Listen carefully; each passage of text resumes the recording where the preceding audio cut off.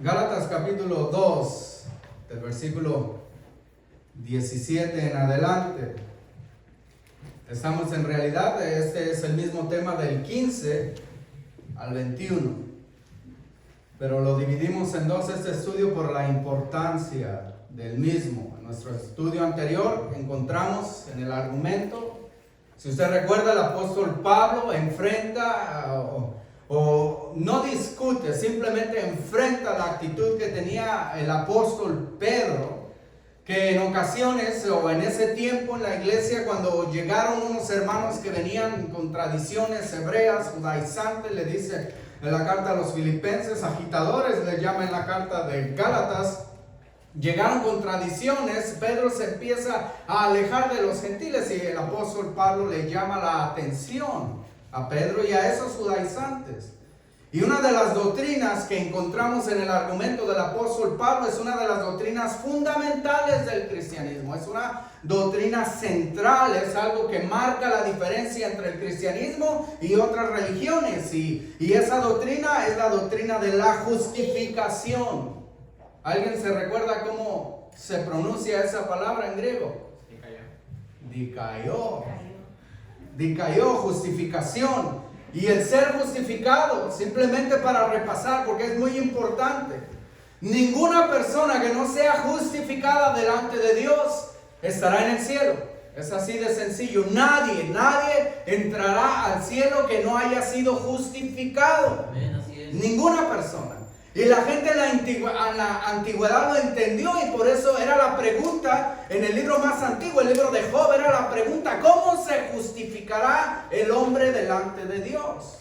¿Qué es ser justificado? Y vimos que el ser justificado es un acto de Dios en el cual se declara justo al pecador que ha puesto su fe en Cristo Jesús. ¿Qué es ser declarado justo? Quiere decir que esa persona es inocente, es declarado fuera de pecado, es vindicado, libre de culpa. En otra palabra, es santo delante de Dios. Cuando usted es justo o declarado justo, usted es declarado santo delante de Dios. Vimos una transacción. Una transacción es un acto, dice en la definición, es un acto, quiere decir que es una transacción que sucede una vez, es instantánea. Ser justificado no es un proceso. Acuérdese, la salvación no es por obras. Si ser justificado fuese un proceso, entonces diríamos que es por obras. Y podríamos decir entonces que en este lugar hay cristianos que están más justificados que otros. Entonces vendría la pregunta: ¿cómo sé qué tan justificado estoy? ¿Y cómo sé el día que me muera que voy a estar completamente justificado? Si unos viven 20 años, otros viven 50, otros viven 100. Unos hacen muchas obras, otros no hacen nada. Unos porque no tienen la capacidad mental o física o económica para participar de esas obras. Entonces, ¿cómo sabría yo? Pero la Biblia dice no es así. El ser justificado es una transacción que sucede una vez, es instantánea en el momento que usted pone su fe en el trabajo de Jesús, en la redención, en lo que Él hizo en la cruz, en la fe de Cristo, dice el apóstol Pablo. En ese momento sucede ese cambio, esa transacción en su vida. Usted es justificado delante de Dios. ¿Entiende eso, mi hermano? En el momento supremo en que una persona sinceramente pone su fe en Jesús, esa persona pasa de tinieblas a luz, de muerte a vida espiritualmente. Es una nueva creación. Es hecho hijo de Dios. Acuérdese que los hijos de Dios no salen por voluntad de hombre, no salen porque así lo desea. Salen espiritualmente, son hechos hijos de Dios porque han creído en Jesucristo. Es lo que dice en Romanos 5:1. Si lo leyésemos literalmente, ese versículo diría: habiendo sido ya justificados. Yo sé que dice habiendo sido justificados, habiendo sido ya justificados una vez y para siempre, por medio de la fe, tenemos paz para con Dios, por medio de nuestro Señor Jesucristo. Sin esa justificación no hay paz entre el hombre y Dios. Paz para con Dios es diferente que la paz de Dios la recibe cuando es usted justificado y tiene paz para con Dios. Entonces puede recibir la paz de Dios. Mientras nunca está seguro. Es usted hecho una nueva criatura. Las cosas viejas pasaron, he aquí todas son hechas nuevas. Es un acto de Dios. Quiero que entiendas eso. Es un acto que ocurre una vez, pero es de Dios, proviene de Dios. Dios es el que justifica. Ninguna persona puede ser justificado por su carácter, por sus obras, ni porque sea fiel a los 10 mandamientos, como dicen algunos, que no lo son, pero algunos dicen, yo guardo los 10 mandamientos, yo también los guardo. Cuando agarro mi Biblia y la guardo, ahí yo también los guardo en algún lugar, pero ninguna persona los puede guardar como supone que es, porque le aseguro que en cualquier momento de su vida no está pensando absolutamente en Dios, y eso es lo que el primer mandamiento nos sugiere, y no está dando su vida por Cristo. Y si le sigo más allá, unos se esfuerzan en decir el cuarto mandamiento, guardarás el sábado. No lo pueden, ni ese lo pueden guardar de manera absoluta, ni ese que está ahí, que no era para nosotros, era para Israel. No pueden guardar la ley moral, no pueden dejar de mentir siendo humanos. No puede uno. En el Espíritu Dios le da a uno la fuerza. Es un acto de Dios. Dios es el que justifica. Ninguna persona puede justificarse por sí mismo. No es resultado de la fidelidad hacia la ley moral, mucho menos la ley ceremonial. Esa ya quedó absoluta. Proviene de Dios y solo de Dios. Y eso es lo que le recordó el apóstol Pablo a Pedro y a Bernabé y a todos los hermanos que se estaban apoyando en la ley para completar su salvación. Todo lo contrario.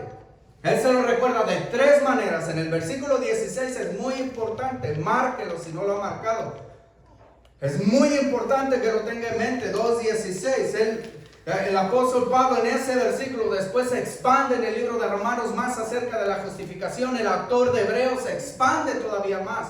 Pero en ese versículo tiene 3 cláusulas, 3 maneras, 3 testigos de demostrar que la justificación es poder de Dios. El 16 dice, sabiendo que el hombre no es justificado por las obras de la ley, sino por la fe de Jesucristo, nosotros también hemos creído en Jesucristo para ser justificados por la fe de Cristo y no por las obras de la ley. Por cuanto por las obras de la ley nadie será justificado. Literalmente dice, ninguna carne será justificada. 3 pruebas pone ahí en la doctrina de la justificación. Primero, es aprobada por los 2 apóstoles más destacados. En el libro de los Hechos, el que más destaca los primeros 10 capítulos, Pedro. El que más destaca el resto de los capítulos, Pablo. ¿Y qué es lo que dice ahí? Sabemos, Pedro, nosotros sabemos que el hombre no es justificado por las obras de la ley. Yo y tú sabemos que el hombre no puede salvarse a sí mismo. El judío más, el fariseo más estricto de aquel tiempo se llamaba Pablo. Había otros, pero el más estricto de aquel tiempo se llamaba Pablo. ¿Y qué es lo que él está diciendo? No podía ser justificado por la ley. Era un pecador, estaba perdido. Y Pedro, que quizás no la guardaba de manera tan fiel como él, también reconoce que no podía ser. Y luego es confirmada, esta doctrina de la justificación es confirmada por experiencia personal, que es lo que dice, nosotros también hemos creído en Jesucristo. Somos salvos no porque guardamos la ley. Somos justificados no porque retenimos la ley ceremonial, no porque somos descendientes físicos de Abraham, sino porque hemos creído en Jesucristo. ¿No le da alegría eso, mi hermano? ¿Cuántos de ustedes son mexicanos? No es usted como esos hermanos. No sabemos dónde se fueron las 10 tribus, y no sabemos dónde andan los demás judíos. Y quizás alguno aquí se meta ahí a la internet y busque de dónde viene mi apellido y quizás quiera meter una prueba de ADN y le dé mucha alegría saber que a lo mejor desciende de algún judío o tenga linaje judío. Sí lo puede saber, pero eso no lo justifica a usted. Así es. Y si usted viene de buena familia, y aquí déjame decirle algo, los mexicanos tienen el privilegio. Dios castigó a las civilizaciones antiguas mandándole a otro peor, así como a Israel le mandaba a Siria, pues mandó a otros otros malvados españoles. Yo sé que a todos les gusta decir que descienden de los españoles. No sé por qué, los mexicanos. A mí me daba coraje. Yo decía, yo vengo de los tarascos o purépechas. Yo no vengo de...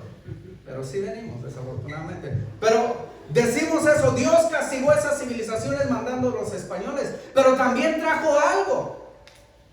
La palabra de Dios. Usted tiene el privilegio de que aunque sea poquito o mucho, antes de que fuese cristiano tenía ese privilegio de conocer la palabra de Dios, aunque fuera un poco. Eso no lo justifica usted. Si tiene dinero no lo justifica.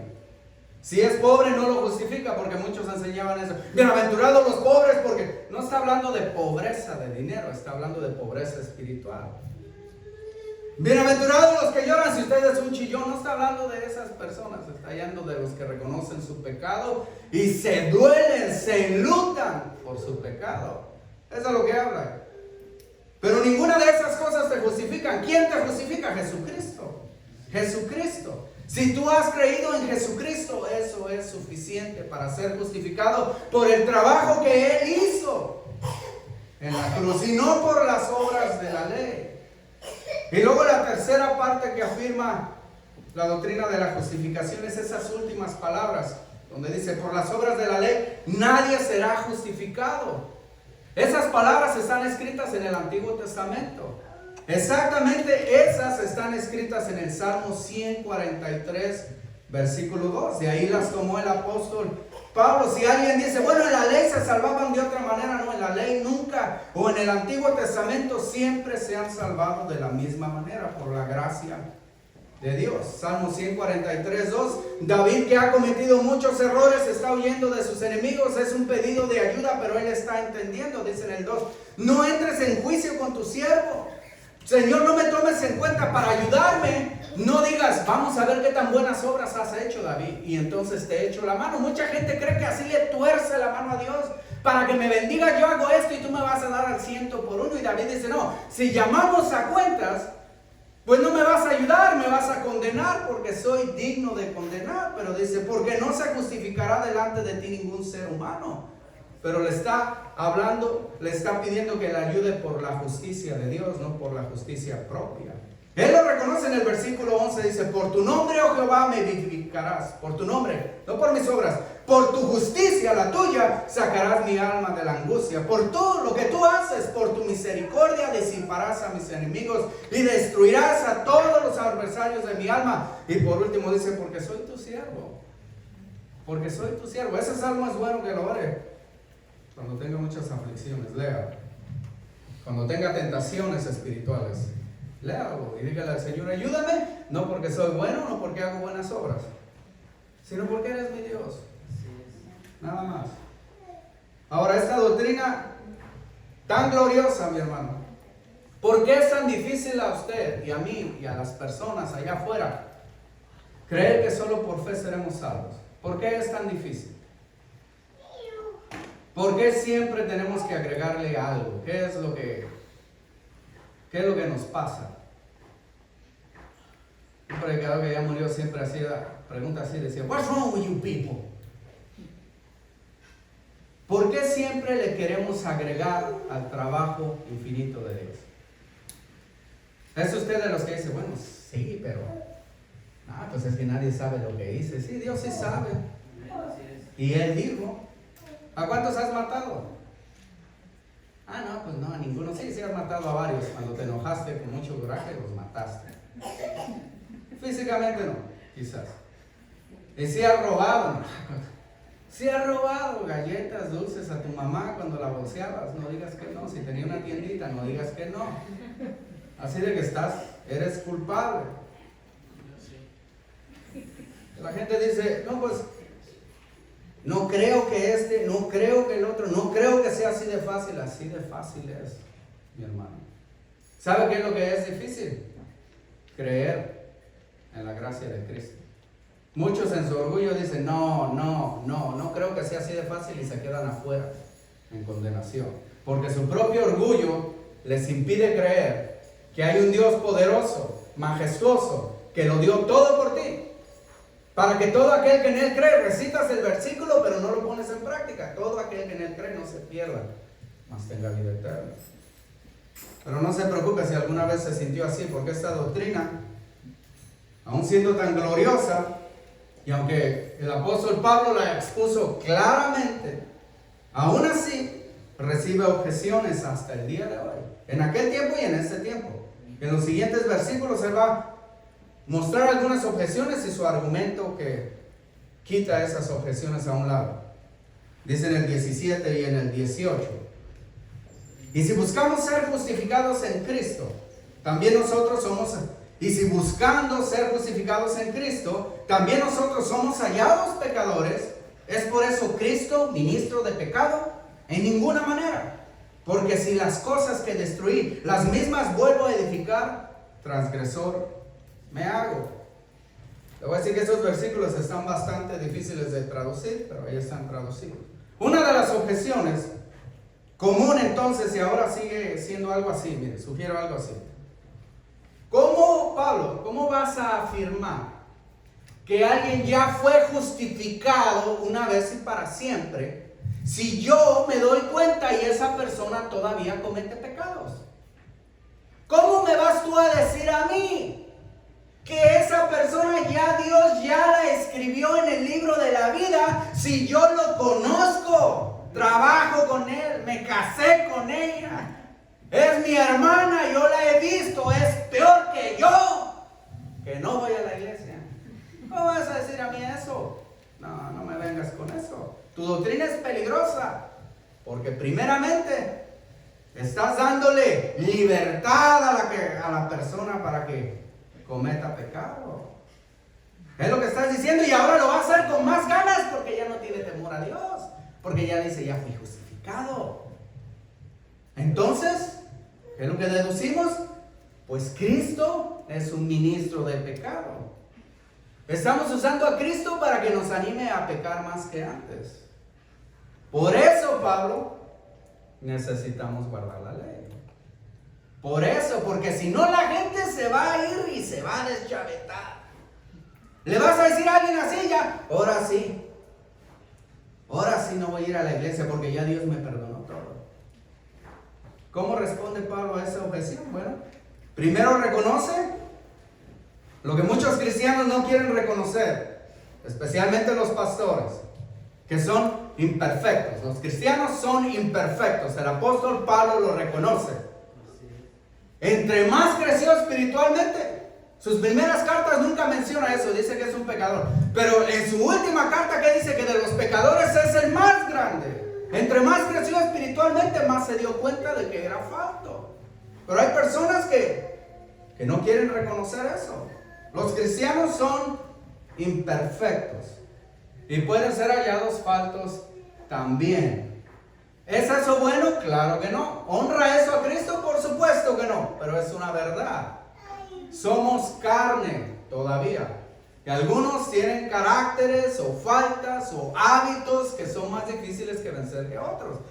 Yo puedo decir y afirmar y jurar de muchas cosas acerca del alcohol porque yo nunca fui esclavo del alcohol.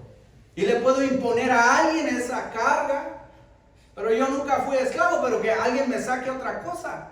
¿Qué cosa? Pues no le voy a decir. Tampoco le pregunten a mi esposa. Pero alguien puede sacar otra cosa. Yo le confieso y le declaro que usted y yo somos imperfectos. Pero déjeme decirle que la definición de un cristiano es alguien que fue perdonado, forgiven. No perfeccionado, no los hay aún. Ahora, como le digo, tenemos que refrenarnos. Eso no estoy justificando, no se vaya por otro lado.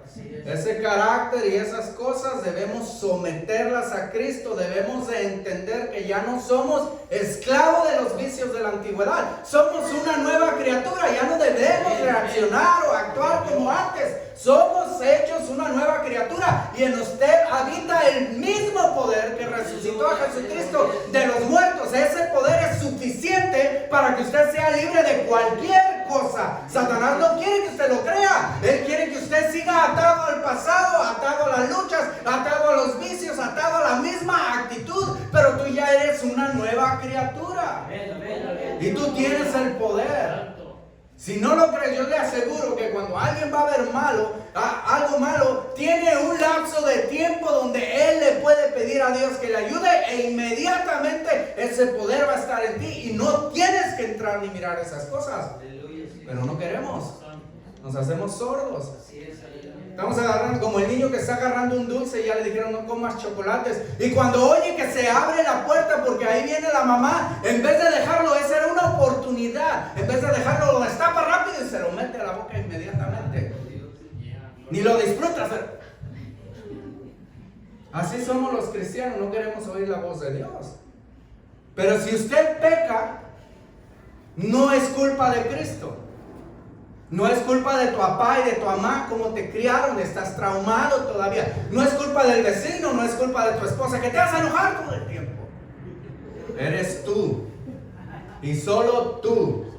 Todo pecado que tú cometas, eres tú y nadie más que tú. No le eches la culpa a Jesucristo. Esa es una blasfemia. Y el que cree que Jesucristo nos excusa para que pequemos, no sabe de lo que está hablando y está ofendiendo a Jesucristo.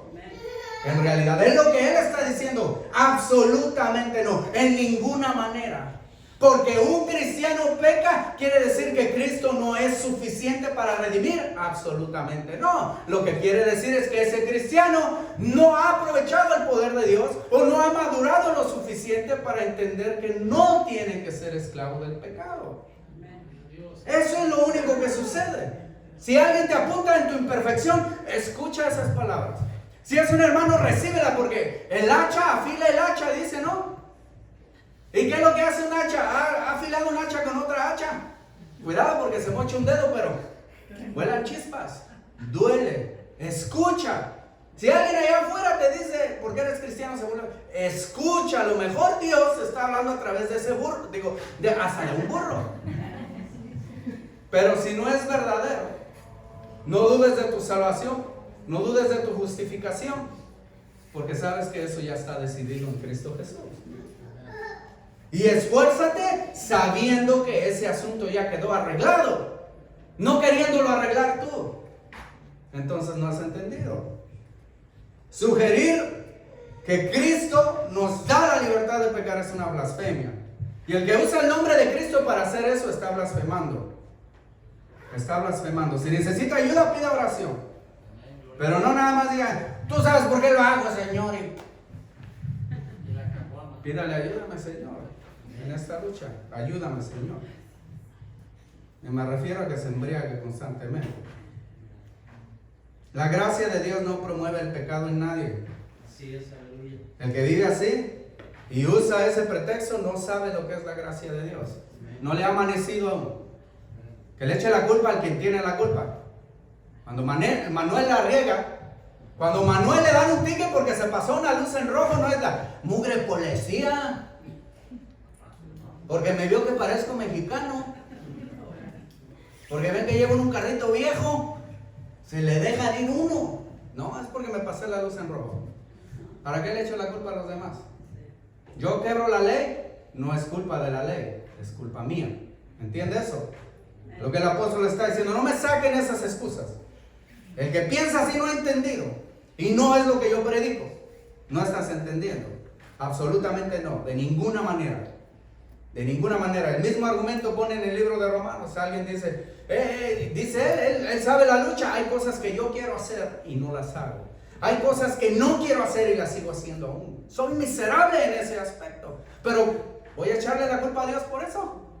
No. Jamás. Dice. El de la culpa soy yo, hermano. El de la culpa soy yo. Si me ve un día así, con la cresta levantada y raspando el espolón, bueno, pregúnteme qué hermano me hizo. No. Probablemente el de la culpa soy yo. Probablemente. Martín Lutero lo define de esta manera. El cristiano no es aquel que no tiene pecado o que no siente pecado. Es aquel a quien debido a su fe en Cristo, Dios no le imputa, no le atribuye, no le carga su pecado. Y déjeme decirle que si lee la biografía de ese señor, tenía varias culpas, pero al final del tiempo Dios no se las va a inculcar. Esta es la diferencia crucial entre el que es salvo y no salvo. La diferencia es Jesucristo, mi hermano. Los cristianos pecan aún, pero sus pecados no cuentan en su contra. Ahora, no se vaya por otro lado. ¿Debemos confesar nuestros pecados? Sí. El cristiano que no confiesa su pecado delante de Dios no crece. Lo vuelve a hacer, lo vuelve a hacer, lo vuelve a hacer y sigue igual y no sale. Se estanca toda su vida. Debe de confesar. Dice Juan en su carta, la primera de Juan, dice: hey, todas estas cosas que escribe en el capítulo 1 son para que entiendas que tienes el poder y la gracia de Dios. No tienes que pecar. Si no quieres, esfuérzate. Obviamente somos imperfectos, vamos a seguir luchando. Dice que no tiene pecado es mentiroso. ¿Ok?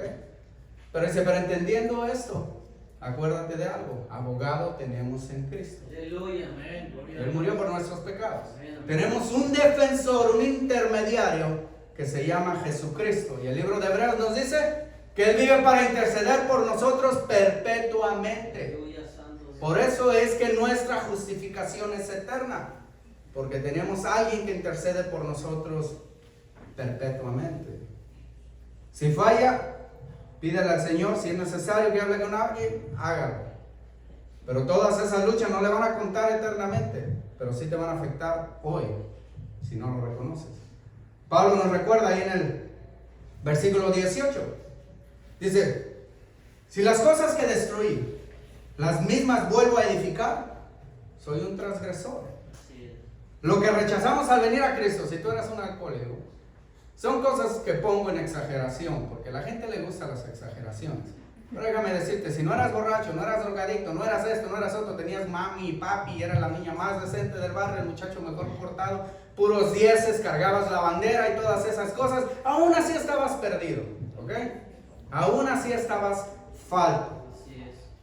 Falto. Pero si tú un día reconociste: hey, esta vida, esto del alcohol es una basura, o las drogas es una basura, yo necesito de Jesús, y aceptaste a Jesús, destruiste eso de tu pasado.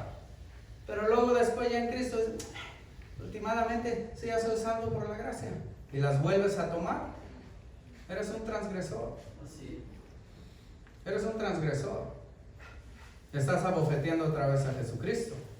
No quiere decir que dejes de ser justificado, no, porque entonces Dios sería en contra de sí mismo. Pero lo que sí eres un transgresor.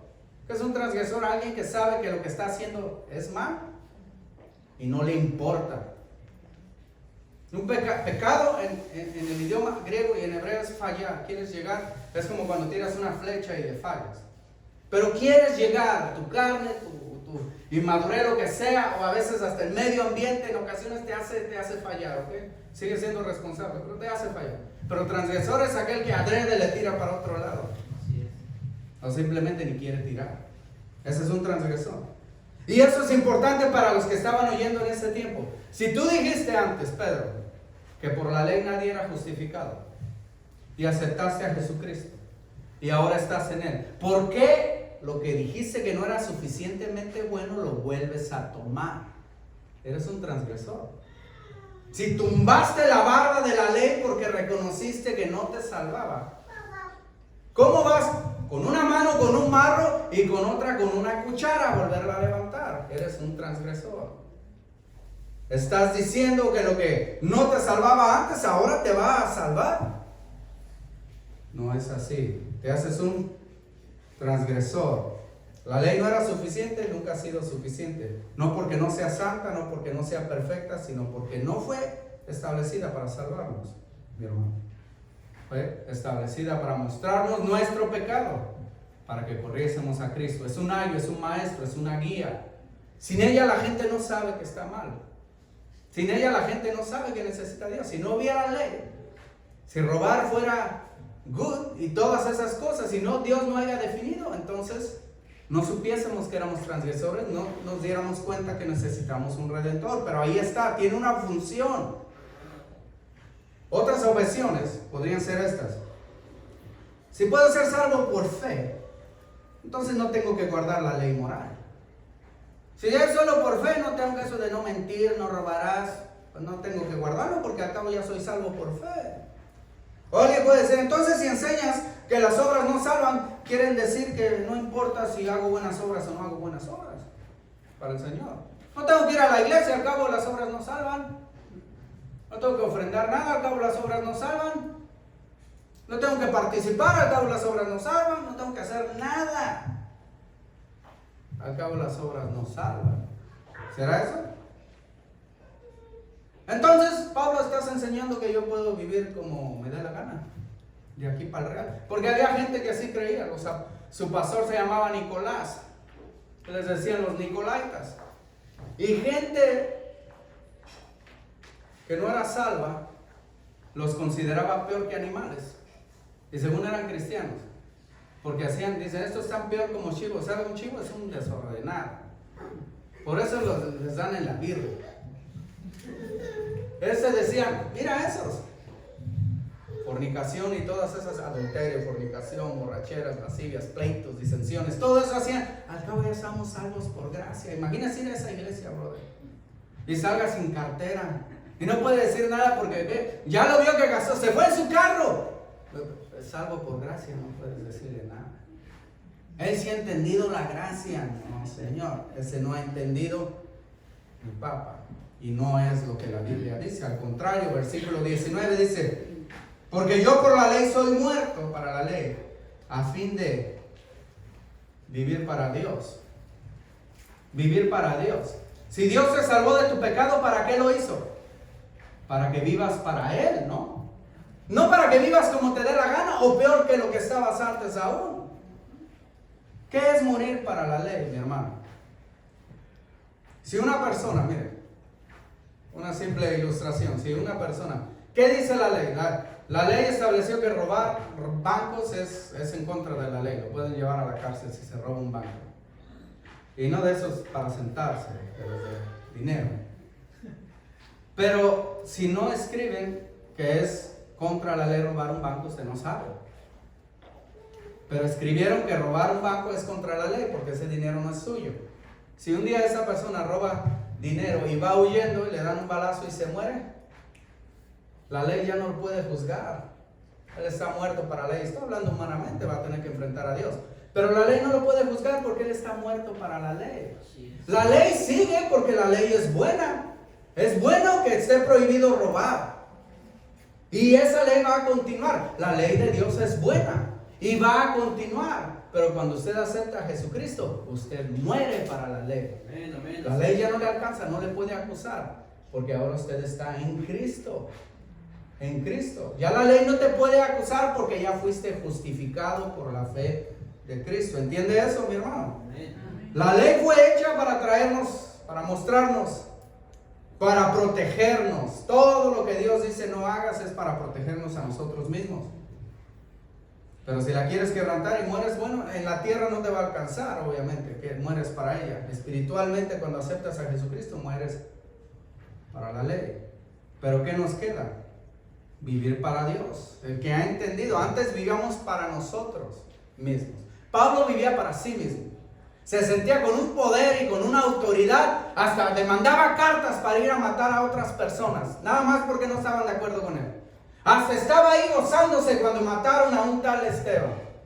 Vivía para sí mismo. Él decía que vivía para Dios, pero no estaba viviendo para Dios. La gente que no le sirve a Dios no vive para Dios, vive para sí mismo, para su casa, para su dinero, para su familia. Aunque suene noble esas cosas, no está viviendo para Dios, está viviendo para sí mismo. Pero después fue transformado. Y en agradecimiento su deseo fue vivir para Dios. Ahí mismo en Gálatas, después lo desarrollaremos más, pero en el capítulo 6, versículo 7 dice: si tú eres un cristiano y estás haciendo cosas malas, no, brother, no os engañéis. Dios no puede ser burlado. Pues todo lo que el hombre sembrare, eso también segará, hermano.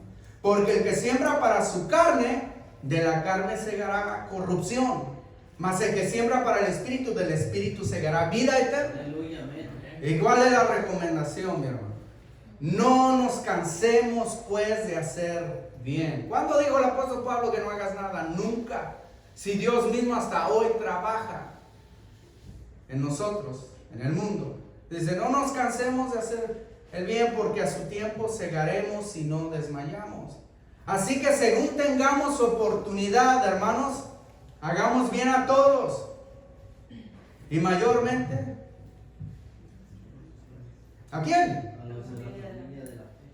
Porque hay gente en las familias seculares que son más amables con otros changos que con su propia familia.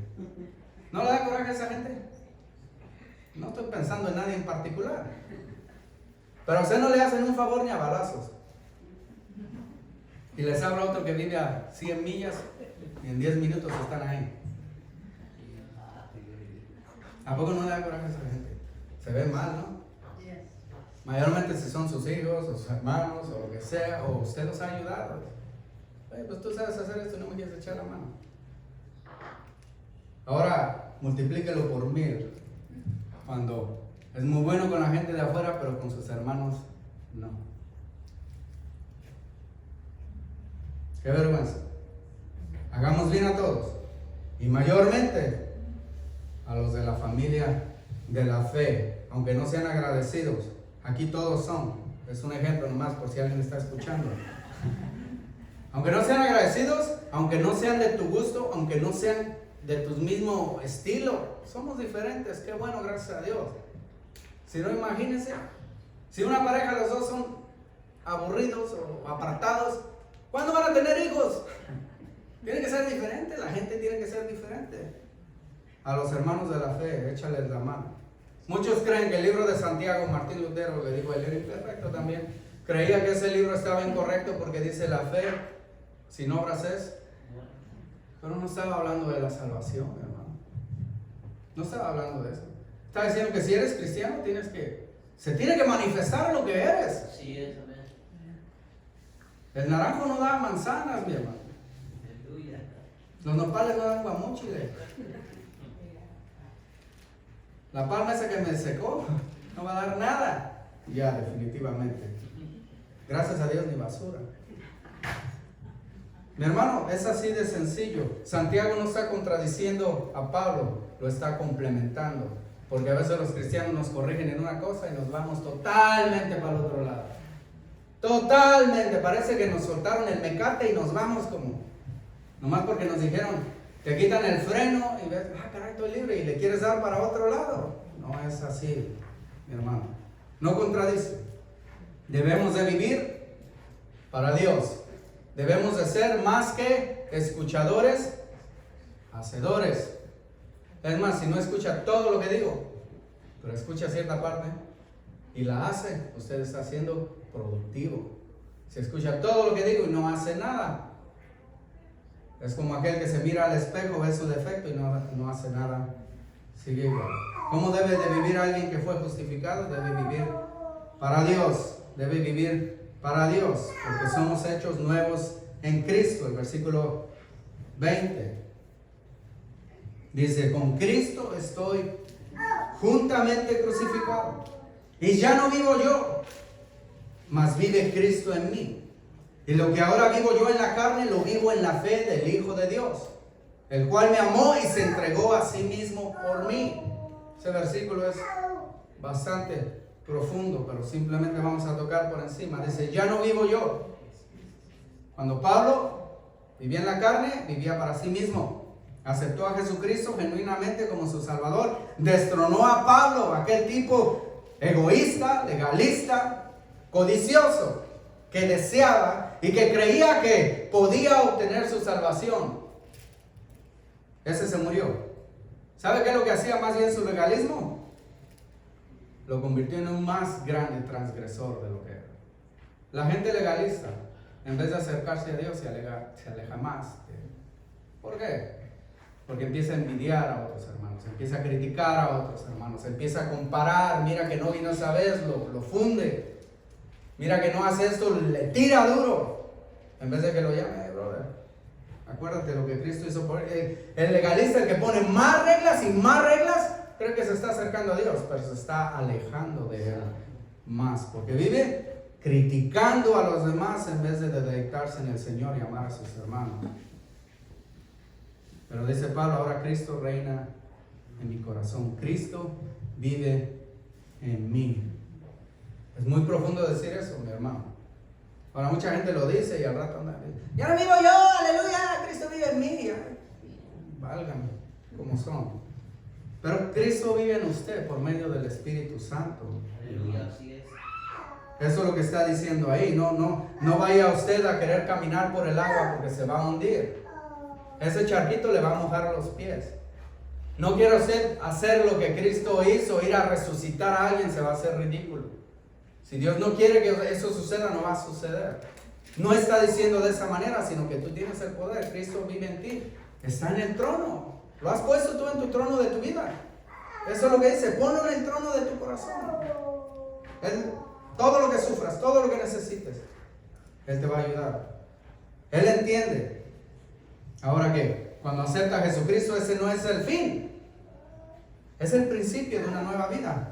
Por eso dice, lo que ahora, ¿qué es lo que me resta hacer? Lo que ahora vivo, lo que yo tenga de vida en este mundo, en esta carne, lo voy a vivir para Jesucristo. Voy a vivirlo para la gloria de Dios. Cuando aceptamos a Jesucristo no es para que nos vuelvamos inútiles, no es para que digamos, ya fui salvo y ya, ahora sí me voy a hacer con el resto de mi vida lo que me dé la gana. Al cabo ya tengo el boleto ponchado, ya te la tengo seguro. No, voy a vivir para Cristo, vivirla para la gloria del Señor el resto de mi vida. ¿Cuántos años le quedan a usted de vivir, hermano? Uy, si supiéramos, ¿verdad? Nos pudiéramos a trabajar en el Señor la última semana. Así es. La última semana estuviéramos evangelizando. El último mes, pues. Oh, no. Y sacáramos ropa con las tarjetas de crédito, pero para darle a los hermanitos necesitados. Al cabo, si me voy a morir tal día, órale. Y es más, ni le sigo. Pero no sabemos, hermano, que el resto de nuestra vida lo debiéramos de vivir como si supiéramos. Y como si supiéramos que va a ser al rato. Así es. Al ratito va a venir el Señor por nosotros. ¿Sabe que una vez un hermano, no sé qué susto les pasaría a ustedes? O si quedarían traumados el resto de su vida, o si les daría miedo. Un hermano estaba predicando y esas fueron sus últimas palabras. El buen hermano no diga, fue castigo de Dios. No. Y digo, cuando yo me vaya al cielo, y ahí se murió. Le dio un ataque al corazón y cayó sobre su púlpito. Y se fue. Apenas iba a decirles, hermanos, cuando yo me vaya al cielo. Y ahí murió. Uno nunca sabe, mi hermano. Sí. Imagínense. ¿Cuántos salieron huyendo? ¿Cuántos me atenderían? No sabemos, hermano. Qué vergüenza. ¿Cuántos años tiene de salvo usted? Nada más póngase a pensar, no me conteste. Lo digo personalmente. Yo nunca miro a nadie, mirando a nadie, nunca pienso en ninguno de mis hermanos, porque yo sé quién me está mirando. Los años que yo tengo de salvo, usted puede decir, ese bro, pero ha predicado. Este sí está bien arriba. ¿Quién sabe? A lo mejor estoy bien abajo, porque Dios me ha dado mucho. Así es. Lo que yo predico es lo que Dios me pone que ponga usted, pero he aprendido más. Y quizás no lo he vivido. He aprendido mucho más de lo que sé. Pero que he hecho todos estos años, el Señor nos va a tomar en cuenta, Amén, mi así hermano. es.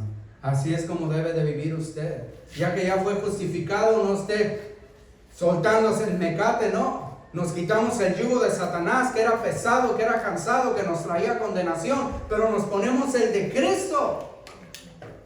Le servíamos a Satanás antes, somos declarados libres en Cristo, pero nos ponemos el yugo de Cristo. Cristo debe de reinar en nuestro corazón. Él lo sabe, lo vivo en la fe, lo que yo viva lo vivo en la fe de Cristo. Y ahora se vuelve bien personal ese versículo cuando dice, el cual me amó. Así es. Deténgase a pensar ahí, lo que Él era antes. Y dice, el cual me amó, esa es la gran sorpresa, el cual me amó a mí, póngase, aplíquelo a su vida, el cual me amó y se entregó por mí. ¿Cuántos de ustedes, si alguien entrara con una pistola y me disparara, se aventaran a que les pegara a ustedes? Nada, le dijeran, ahí está el pastor. Se escondieran en las sillas. Y yo dijera, ¿quién? ¿Alguien? Alguien, porque yo soy el pastor, soy muy necesitado. ¿Quién moriría por ti? Alguien que te ama. Pero Cristo te amó aún como eras y se entregó por ti. Y el apóstol lo dice, si yo maté a uno de sus siervos más queridos, Esteban, a un hermano que me explicó la palabra antes de morir, yo aprobé de su muerte, aún así me amó y se entregó a sí mismo por mí. Si fuimos crucificados con Él, mi hermano, quiere decir que también fuimos resucitados con Él. Y ahora vivimos una vida nueva a través de Cristo que nos da la fuerza. Por eso podemos decir, vive Cristo en mí. Usted tiene que tener, y yo estoy seguro que los tiene, aunque no se le vea, nuevos deseos de ser mejor para Cristo. Antes no le importaba, ahora quiere ser mejor, quiere dejar esas cosas. Quizás no puede porque no ha confiado en Cristo, porque no ha crecido en Cristo, hay muchas razones, pero ahora ya no tiene los mismos deseos. Si usted ha sido salvo, usted quiere ser santo. Escuche una alabanza, usted quiere más de la gloria de Cristo. ¿A poco no quiere ver que los mudos hablan, que los ciegos miran? ¿A poco no quiere sentir el poder, la gracia de Dios, sus caricias? Usted quiere ser más como Él. Usted piensa más frecuentemente en el cielo que otras personas. Y no porque unos dicen, pues no me quiero morir, no sé por qué. El día que llegue para arriba va a decir, ¿para qué viví tanto, Señor? Me hagas traído en cuanto me salvé. Pero ahora usted, sus deseos son diferentes. No digo que no peque, pero ¿a poco no le pesa? Así es. Si no le pesa, venga al altar y diga, Señor, algo está pasando en mí. Quita esa coraza que se me está haciendo. Rompe eso, Antes me molestaba, me hacía una ampollita, ahora se está volviendo callo. Señor, vuélveme a ser sensible como era antes. Señor, quítame la piedra que se está formando en mi corazón. Quiero tener un corazón como tú, Señor. Y Pablo concluye su argumento, ya termina de decir eso. No, hermanos, están equivocados. Si creen que yo predico que por gracia somos salvos, es libertad para pecar, estás equivocado. Si crees que porque la justificación yo digo que fue una vez para siempre, ahora tú vas a decir, no es cierto, estás equivocado, no has entendido. Que le da el último clavo ahí para remachar y moverse de ese argumento, el 21. Si tú me lo dices, no desecho la gracia de Dios, pues si por la ley fuese la justicia, entonces por demás murió Cristo. No desecho. Cuando una persona quiere agregarle, está desechando la gracia de Dios. Después lo va a decir él, ok, ¿quieres quitarte a Cristo como tu Redentor? Ok, guarda la ley, está bien, pero guárdala toda. Más de 600 estatutos, no creo que nomás 10 mandamientos, más de 600 estatutos en el Nuevo Testamento, 243 positivos, 300 y algo negativos. Haz esto, haz esto, haz esto, haz esto, haz esto, y luego no hagas. Cúmplala toda. Te felicito. No lo vas a hacer, ya estás fuera del plan de Dios.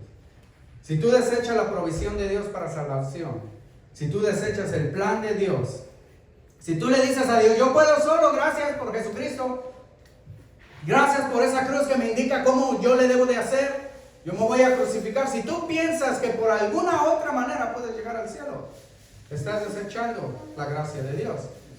Y entonces estás diciendo que por demás murió Cristo.